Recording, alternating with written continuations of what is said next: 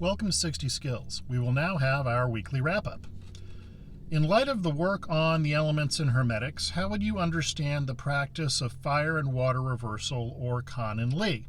Excellent question. I assume you're referring to the works of Glenn Morris. Generally, Glenn worked with the phenomenon of Kundalini arousal via the use of the micro or macrocosmic orbits.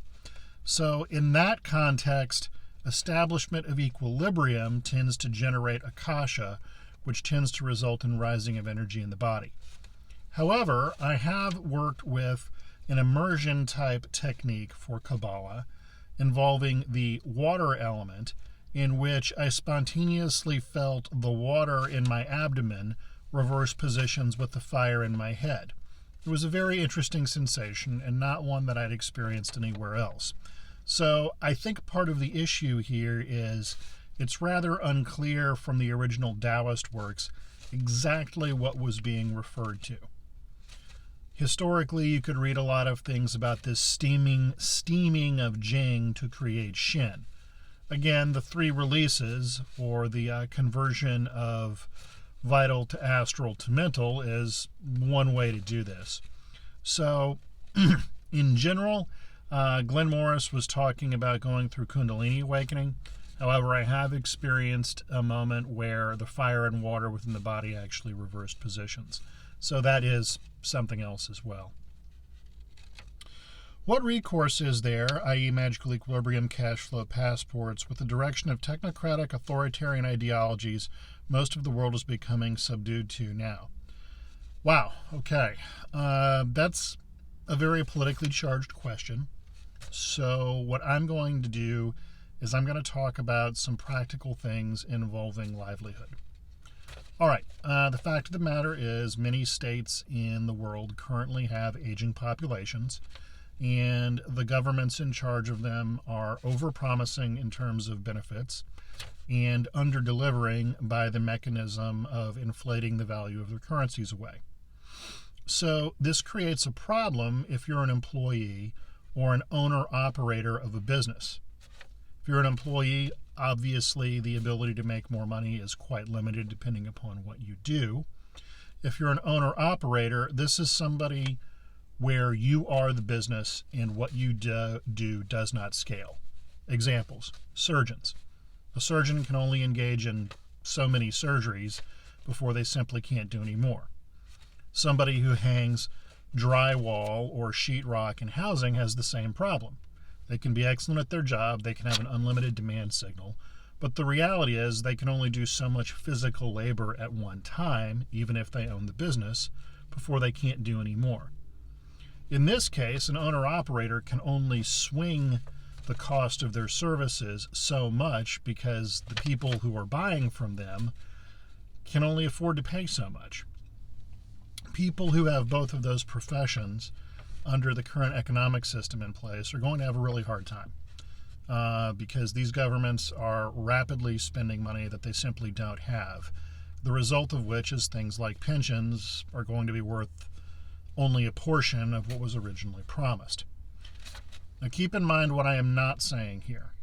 If you are 53 years old and 7 years out from retirement in a government service job with 3 children and a spouse and a mortgage to pay, do not quit your job.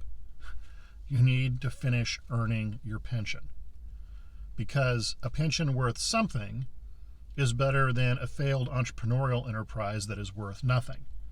And if you're in your early 50s and have never been an entrepreneur before, suddenly striking out on your own, the odds of succeeding on a short enough time scale for it to matter to you personally are not terribly high. What I am saying is that everyone needs to put some really serious thought into being an entrepreneur, specifically owning a business where the product scales. That way it's not dependent upon your personal labor regarding how many units of something you can sell. Now, the internet, apps, IT products, these are excellent things, and for some people these work relatively well. That's not for everybody. So what I'm saying is you ideally should have a business that scales and is not dependent upon your physical labor to do so. The reason being is this way, the business is generally portable. So a business that scales, that is portable, that does not lock you into a fixed location, is probably your best bet.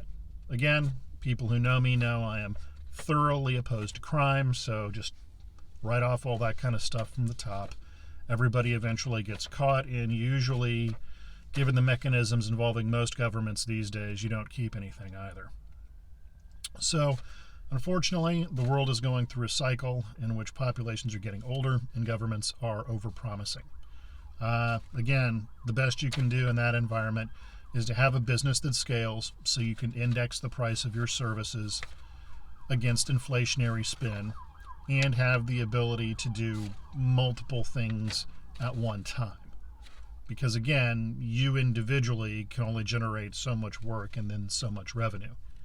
If you have a system by which the products you make and provide to others are not dependent upon your personal labor, that's a bit of a hedge. If you're an employee, you're going to be in a rough spot. Now, if you're younger and you're doing that in order to generate skills to do things with, that's one thing. If you're older and you're pretty close to retirement, as we already discussed, that is another. People in between are the ones who are going to be in a rough spot, and I don't have a really good answer for you. But it is an excellent question. How about operant conditioning of mass hysteria for families, friends, communities, and the future of interpersonal connections? All right.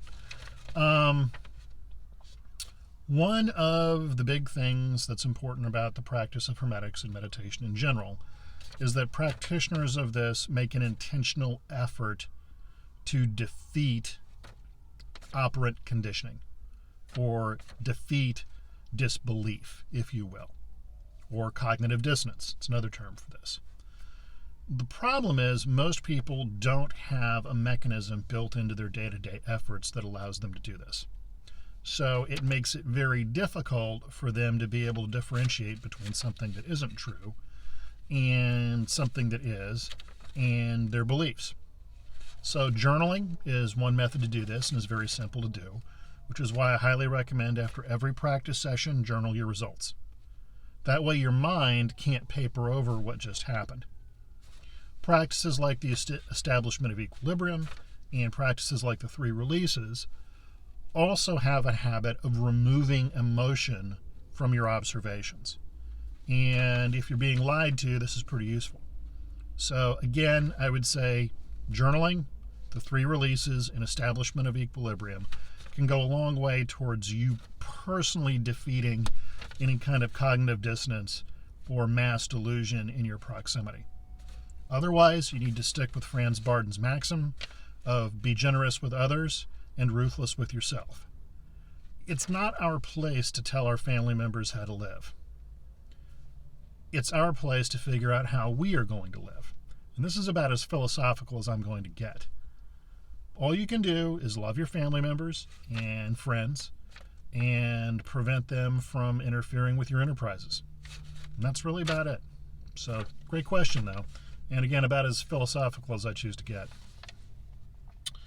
Can you go more into the use of elementaries and elementals, like when you use them to master skills? Does the mastery only exist as long as they exist, or is it like a more permanent buff? Okay. Let's differentiate the difference between an elemental and an elementary. An elemental is an entity that is based entirely out of one of the elements: fire, air, water, earth. They have an existence independent to ours, and when they die, they cease to exist, they dissolve, and they go back into the pool of elemental energy they came from. Elementaries are artificial life forms that are created by a magician to aid in the development of their skills. Now, it's important to keep in mind you never want an elementary to exist for more than a few months to a year at a time. This is because after that they tend to take on an intelligence of their own, and they don't want to return from what they were created. That thing that they were created from is you. At that point, they can become rather difficult to control and get into all kinds of trouble. Now, that said, the skills you develop as a result of the influence of an elementary are in fact permanent. And this is the ideal use of an elementary. You're using the elementary to drive your practice as a reinforcing tool for the skill you're trying to master. And that's pretty much the best way to look at it. But great question, by the way. Question of curiosity. If a skilled practitioner was mental wandering to a place he's never been and then goes there physically as soon as possible for verification, how much of what he gets in the mental wandering will be the same as what he actually sees? Great question. Something that came out of the various remote viewing projects from about the 1960s onwards is that when you use mental wandering to observe a place, what you end up seeing is the strongest energetic pattern that existed there. So while frequently the geography doesn't change of the place, what will change is you'll see buildings that existed in that place hundreds of years previously. And then you get there and they're not there. So this is a simple phenomenon born of the fact that the astral is a place without dimension of time, specifically. Because of that, things that ceased to exist in the here and now still exist there and generally never leave.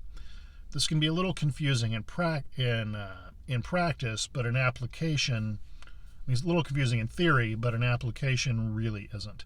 So that's usually the biggest difference, is that you'll end up seeing something that wasn't there when you showed up physically because it was there previously. But great questions, guys. Keep them coming, and I look forward to next week.